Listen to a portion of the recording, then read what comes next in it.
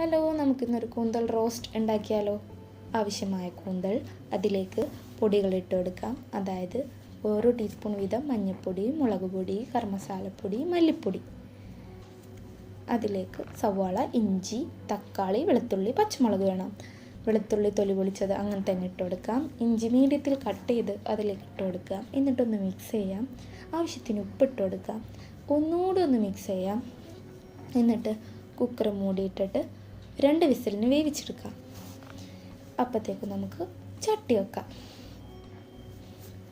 ചട്ടി വെച്ചിട്ട് അതിലേക്ക് വെളിച്ചെണ്ണ ഒഴിച്ച് കൊടുക്കാം.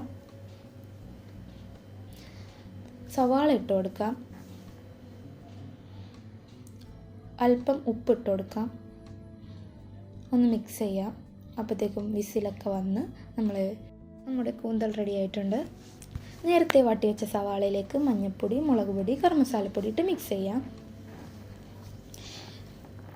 ഇതിലേക്ക് കീറി വെച്ച പച്ചമുളക്, അരിഞ്ഞു വെച്ച തക്കാളി ഇട്ട് ഒന്നുകൂടി ഒന്ന് മിക്സ് ചെയ്യാം. എന്നിട്ട് തട്ടിപ്പൊടുത്തി 5 മിനിറ്റ് വെക്കാം. അത് കഴിഞ്ഞാൽ നമുക്ക് കൂന്തൽ അതിലേക്ക് ഒഴിച്ചിട്ട്, നേരത്തെ വേവിച്ച് വെച്ച കൂന്തൽ ഒഴിച്ചിട്ട് മിക്സ് ചെയ്ത് ഒരു 10 മിനിറ്റ് സിമ്മിലിടാം. സംഭവം റെഡി. ഇനി നമുക്ക് സർവിങ് ഡിഷിലേക്ക് മാറ്റാം. ഇത്രേ ഉള്ളൂ പരിപാടി.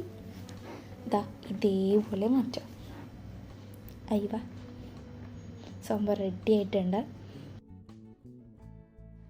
ഈസി ആൻഡ് ഫാസ്റ്റ് കൂന്തൽ റോസ്റ്റാണിത്. എല്ലാവർക്കും പെട്ടെന്ന് ഉണ്ടാക്കാൻ പറ്റുന്ന ഒരു കൂന്തൽ റോസ്റ്റാണ്. അപ്പോൾ എല്ലാവരും ട്രൈ ചെയ്ത് നോക്കണം. സിമ്പിൾ ആൻഡ് ഹമ്പിളായിട്ടുള്ളൊരു കൂന്തൽ റോസ്റ്റാണ്. ഇനി ഞാനൊന്ന് ട്രൈ ചെയ്ത് നോക്കട്ടെ.